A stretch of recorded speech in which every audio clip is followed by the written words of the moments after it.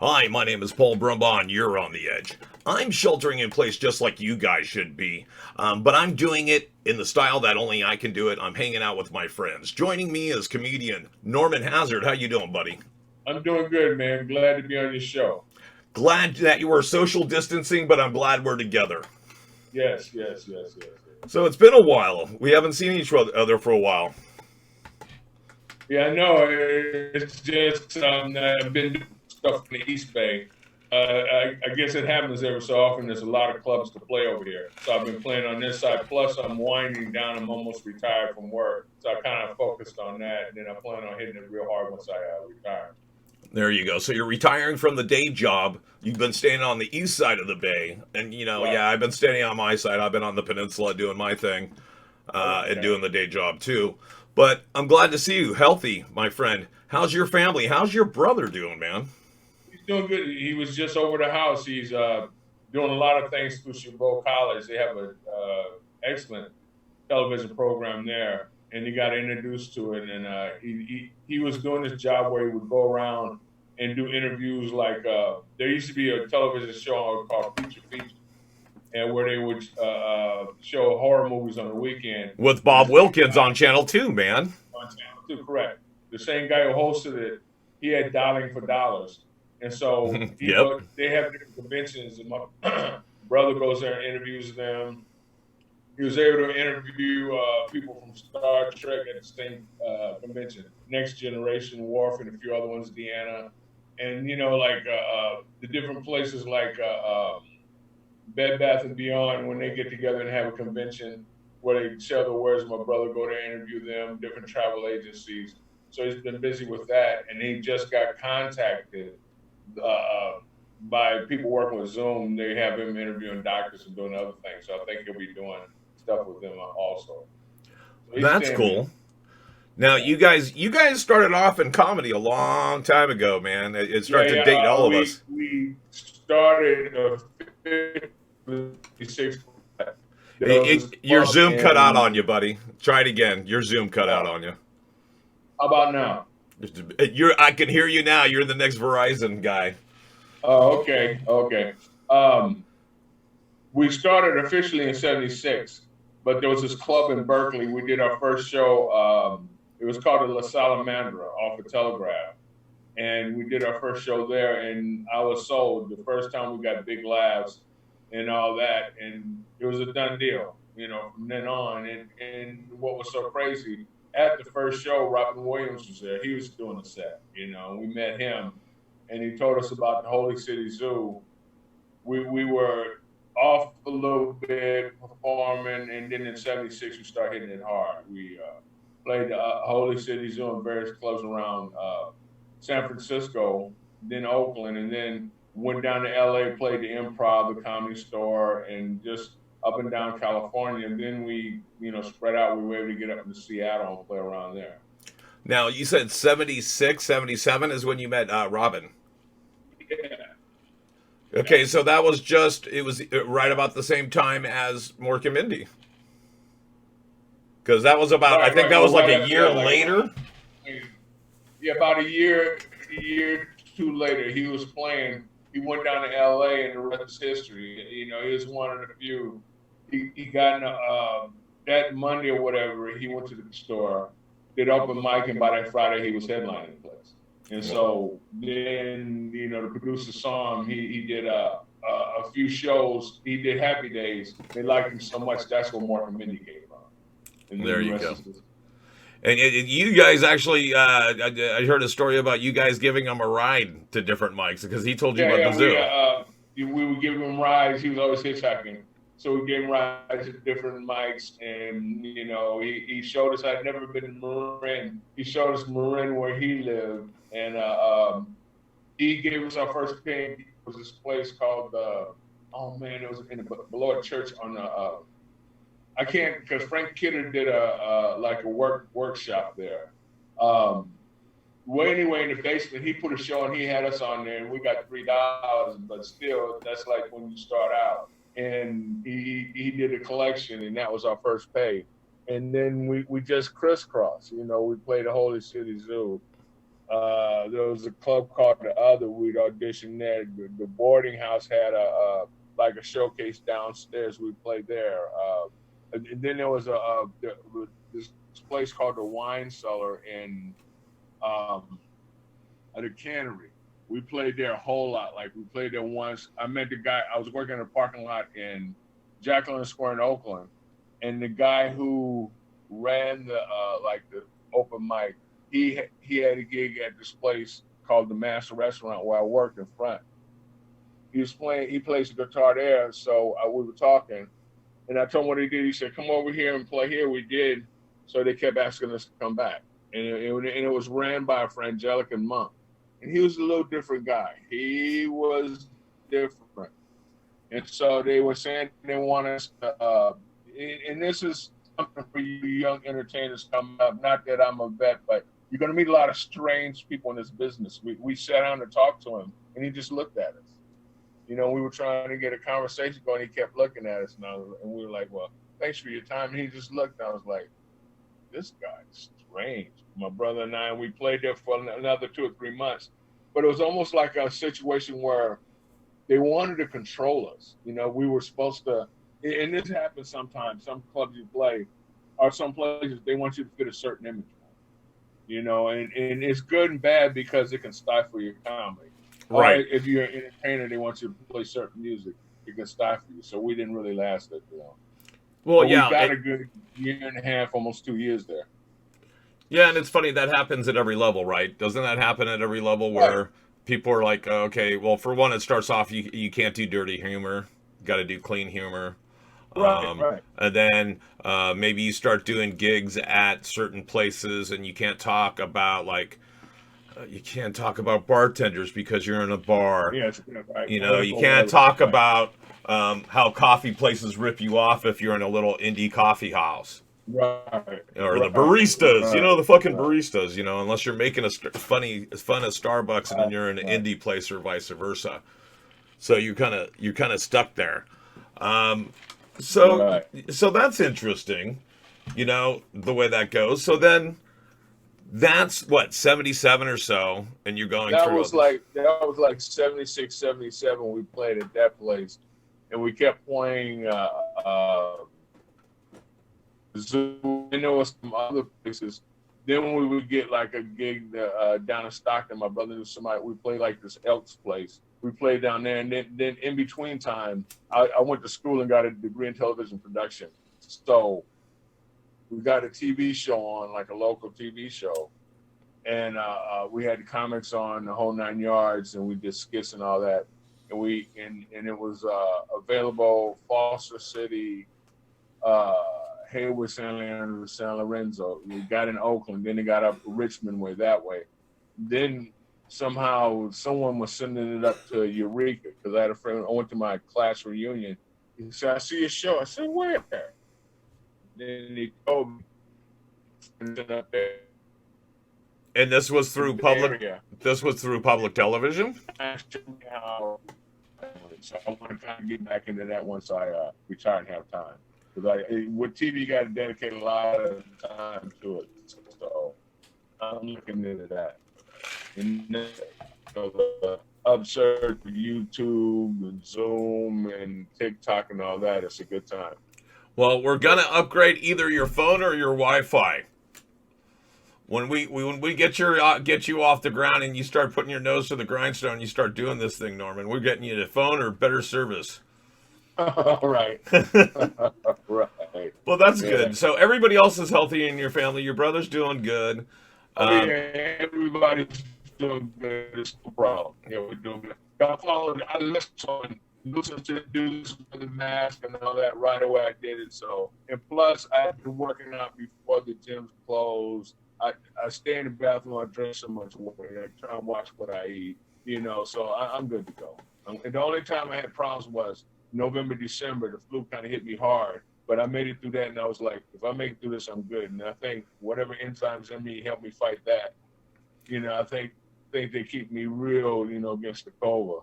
Well, they do had say no. if you they do say they don't know yet, but they say maybe if you were sick from something else like the flu or something else, that maybe you're a little bit more immune to COVID. But I don't know Right, if that's right. That's what I think. I think with me, because after that, I've been real healthy. I've had no problems whatsoever. Well, that's Yeah, good. so I'm so glad I'm you. Do good. you know anybody who's affected? Do you know anybody that got it? I had a friend. Uh, his sister was affected, but then she was able to make it through. She isolated herself after she was affected. She worked in a rest home. She felt a little of symptoms, like mainly with her, it was like a high temperature.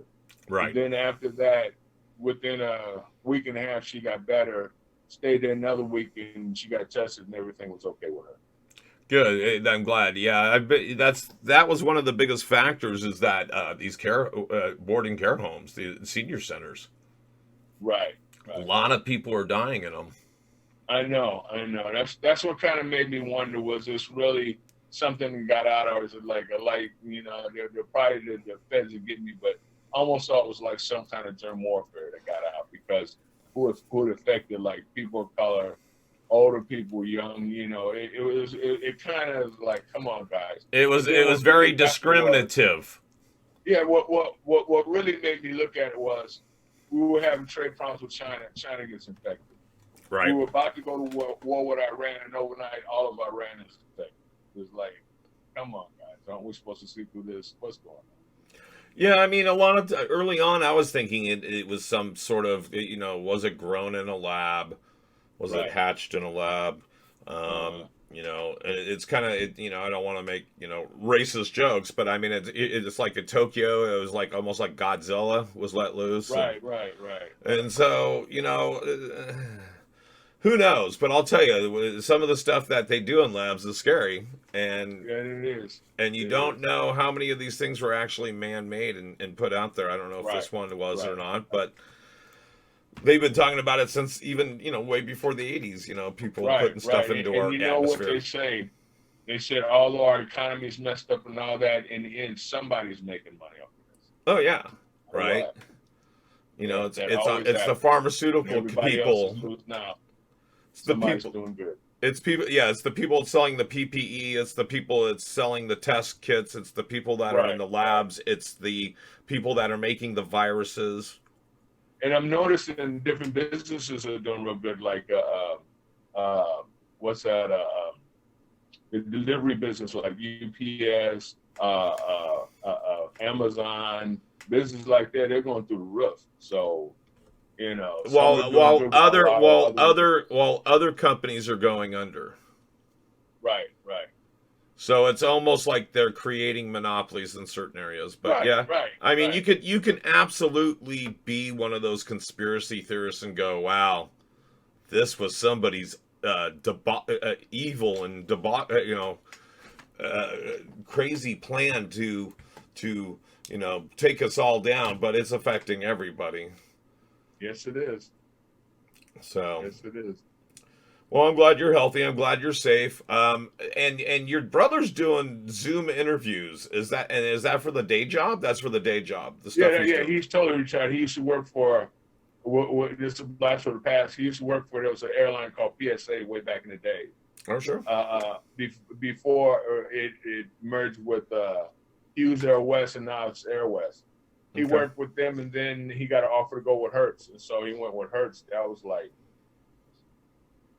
74, and he retired about 5 years ago. He put a whole bunch of time in with them, and he retired from them, and he kind of relaxed and went around, and then he got hooked up with Chabot College and stuff, and so that's like his day job.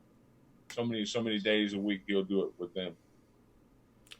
Right on. So That's what he's then doing. are you doing gigs online? Are you doing any of these Zoom shows? I Or was thinking about doing that. I haven't. I was thinking about contacting somebody, but on the flip side, I've been like before not doing gigs and I guess I'm ego tripping. I've been off a month and then got on Right. stage, and I've done good. So Yeah, I you think never know. You never know if it's like getting back on a bike or if it's like reinventing the wheel. And it's funny because you could be out of the scene for a week or you could be out of it a year, and you could be out of it a year and it's just like you just walked, you were just there yesterday, and then you could be off of it a week and it'd be like you've been gone a year. But I want to, I'm thinking about doing it. I'm thinking about doing them one or two. Well, this is what I recommend is, and I'll tell you the information after we get offline. But there's a great community of comedians from across the country. I know in California there's probably about 10 of them, but they all join from California to New York and north, south, east, west, basically. And so they join every night at 7. And what they do is everybody hangs out. Nobody tries to tell a joke. You just try to hang. It's like hanging out with comedians at a mic. You know what I mean? It's like before you go up, you go outside and you hang out with everybody. Oh yeah. It's kind of like that. And so nobody's really trying to push their jokes, but it helps you kind of stretch your muscles before you go to the gym. You know what I mean? Right. Okay. And so you're hanging out with funny people. And a lot of people are actually sitting there watching and engaged in the conversation and listening to everybody. Other people are just in the background, like doing their laundry and stuff, and they're muted, but they're listening to what's going on in case they hear their name get called or something like, hey, Norman, what the hell? All of a sudden they go, what? Oh, yeah, hey, guys. Yeah, I'm here. So there's some people that are just sitting there, everything from folding laundry, smoking pot, doing whatever they're doing. And then there's other people that are sitting there looking at everybody and engaged. And I think the most people that have been on the one chat was about 40. Wow. And so that can get a little crowded. A little crowded. But as long as everybody's observant and aware, okay. It's just like some comics. Some comics are really quiet, other ones are not. Right, yeah. So, and other ones just want to hang out and be somewhere. So, right. But anyway, that's a good way to start. Then there's all these other shows. I know in the Bay Area alone, I'm going to give a plug to somebody, Tony Sparks. Tony Sparks is producing a lot of shows. Yeah, that's what I was thinking about contacting about it. Yeah, I've seen him. So you can do, at least you can do the virtual brainwash show. Wow. And it's called Wash O.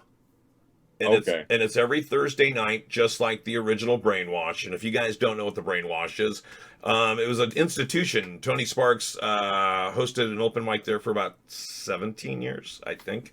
Whole lot of years. Right. Then the place was closed. But every Thursday, about at least 50 comics would come through there. Everything from 7 p.m. to 11 p.m. So anyway, they do that show. They also do other one-offs. I know that our radio station, Mutiny Radio, you guys check it out, mutinyradio.fm. They do virtual Zoom shows. They also have people coming in and they're doing social distancing shows where everybody either brings in their own mic, their own condom, everybody's wearing a mask, everybody's using gloves. Right. Okay. Everybody's staying 6 feet away. Right. So they're doing those too. There's a lot of places that are doing stuff. It just really depends on what your flavor is and how willing you are to dive in. Okay. So, but yeah, no, I think that would be good for you. I know I've been enjoying it. It's interesting because I think, if you're not performing, you should be writing. If you're not writing, you should be doing social media. Well, if you're not doing social media, you should be, I don't know. You should always be doing something. Right. And there's a lot of times where you can't perform or, and you should always be writing. So anyway, I think just life is writing. Life is seeing things that are funny, no matter what your humor is. And you can do that while you're inside, while you're dealing with your family or your cat. Maybe you live alone and you have a cat. My cat's so funny. Maybe you can come up with a whole 5 minutes new of cat jokes. So I think there's this is just another one of those things in life that It's like I said, working out at the gym. It's another muscle group to work on. You have to exercise. Right? Yeah. And this is one we're not used to. We're not used to being inside 24/7. And so that's hard. We're not used to wearing gloves. Every time I do go somewhere, I feel like, I've got gloves, I've got my mask, I've got, all this stuff is weird. And I think it's never going to be the same. Just think about going forward, even after we get out of all this stuff. Think of how many things are going to be different. Yeah. You could be going to a Warriors game in 2 seasons from now, instead of getting the little, the little thunder sticks? Flappers, yeah. Right. Instead of getting those, you're getting like a face mask that says, Dubs. Yeah. I don't know. Everybody gets the hand sanitizer that hangs around your neck like a little lanyard. Right. So you can, hi, kind of thing. I don't know. Things are always, they're going to be different from here on out. Yeah, you got that right. Yeah. So, okay. So how do we keep up with everything you're doing? Do you have a website? Usually every time I perform, always Facebook. Facebook's the place to look. And now I'm starting to put on Instagram and Facebook. Anytime I'm performing, I always put it on there. Or I'm performing. Facebook's the place to see. So Facebook, you guys can check him out. It's Norman Hazzard, Hazzard. Correct. Yeah, that's the place where I put everything. Cool. And this is also a good time to record stuff, man. You never know. This might be the time to record whatever you're writing, whatever you're doing. This is the time to either do audios or whatever. People are always going, oh, do you have a good clip? When you're out in the real world, when you're actually, pounding the pavement and you're going to these different shows and you're trying to get booked, everybody wants to see a clip now. Or do you got any audio? Do you got a clip? Yeah. So, people have been sitting on all their video. I know so many comedians that it's like, why don't you have any good videos? Oh, I see you always recording. Yeah, I must have about 20 hours of myself. Cool. Why isn't any of it out there? Oh, it's on my computer, or it's on my iPhone, or it's on my... Upload that shit. I'll put it out there. If you make it, put it out there. Yeah, if it's good. Long ago when I was on TV, I put it out there because people want to see it. Yeah, I mean, the only time it's going to hurt you if it's not good. Right. Don't put it out if it's not good. I mean, imagine I have a TV show and I'm not thinking about it. I'm walking down the street coming from the bank downtown Oakland, and these city workers turn around, hey, you got that TV show? And I look, huh? Yeah, me and my brother show. So yeah, I said, wow, how you doing? That was the last thing on my mind, but you never know. It's a trip. Once you put it out there, you'd be surprised who watches it. So always put it out there. Yeah, I mean, if you're proud of it, you absolutely should. Otherwise, why are you doing this? Unless it's for a hobby, man. Most definitely. That's it. Well, it's good to see you. I can't wait to actually see you in person, my friend. Oh, yeah, very soon. Very soon. We'll be out there again doing what we do best, and I'll have to cross over the bridge and do my thing. Come see you and say hi to your brother. I sure will. And you say hi to, what's the pirate lady? Not the pirate lady. The pirate lady. She's on your show, too. You mean Kitten? Huh? Yeah. You mean Kitten, the pirate lady. Yeah, she's been in pirate. She's in pirate costumes. That's why I call her pirate lady. Well, she's been dressed up and everything, right? So yeah. Yes, that's true. And so I remember for all you got people watching it, Kitten, when she dresses up, she's amazing. Yeah, no, she's always dressing up for something. And I remember the shoot she did for the pirate thing, which was Walk the Plank. It was a comedy competition. Yeah, it was a comedy competition or something like that. Yeah. Right.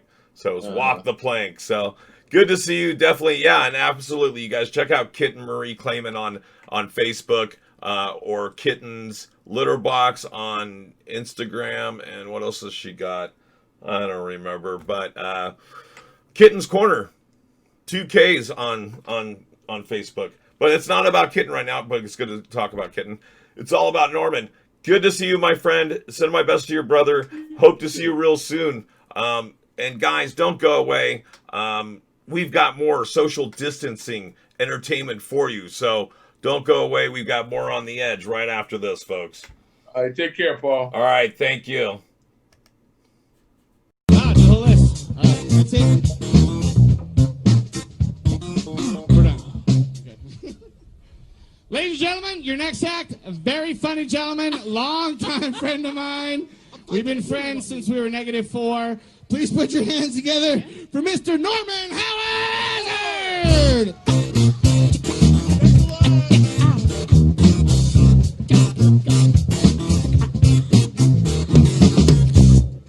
Hello, Sunnydale Projects, my crowd.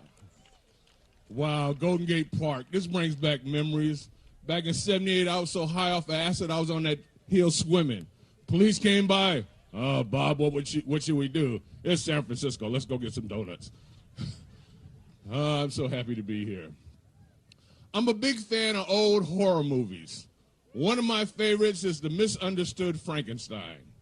Now, the Frankenstein I saw was about male bonding. I don't know about the rest of y'all. That's what I saw. Case in point, when they burned the castle down and he was in the water, he didn't hurt the old lady. It wasn't until they called him a monster, which was a bad word, that he hurt everybody. Case in point, he was frozen in ice. They thawed him out. What did he do? Got the book for the guy. He didn't hurt anybody.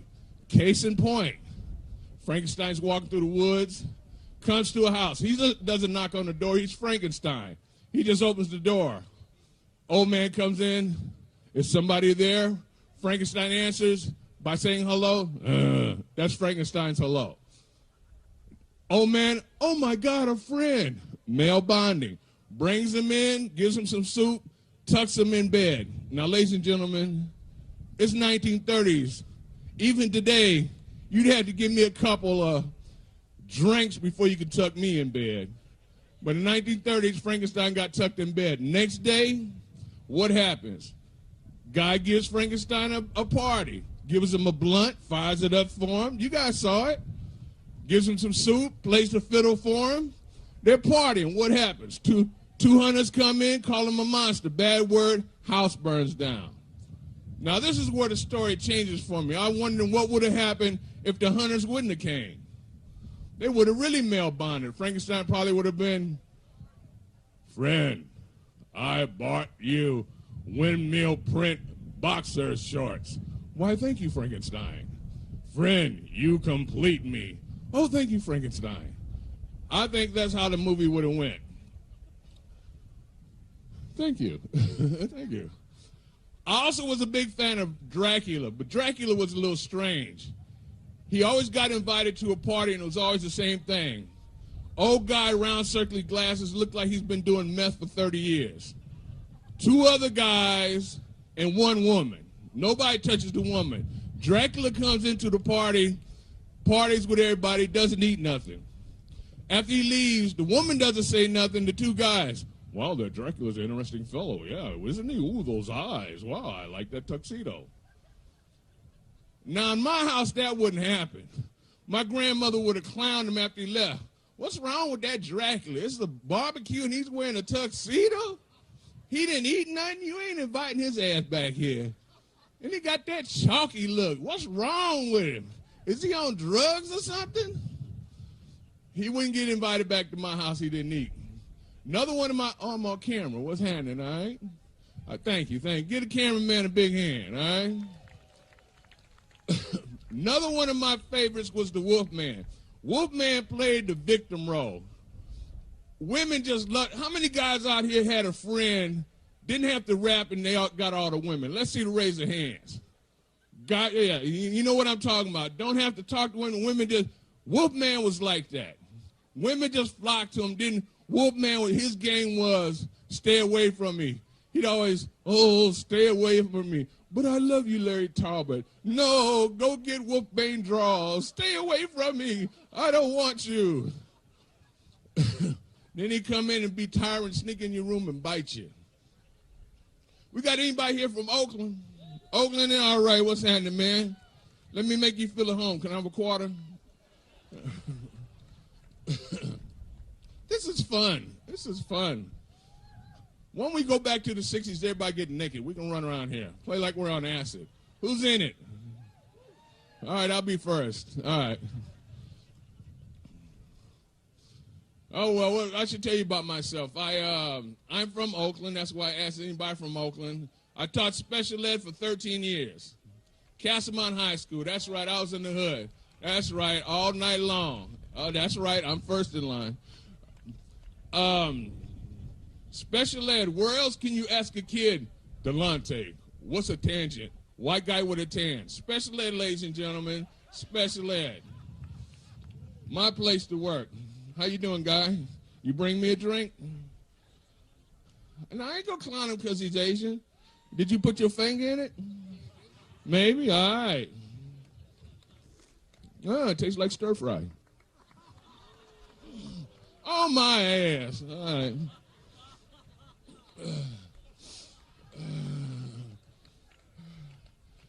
Yeah, stir fry drink. It was good. How much time I got up here?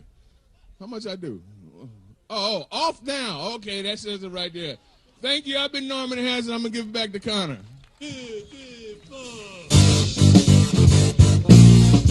Norman Hazzard, ladies and gentlemen. Let's make some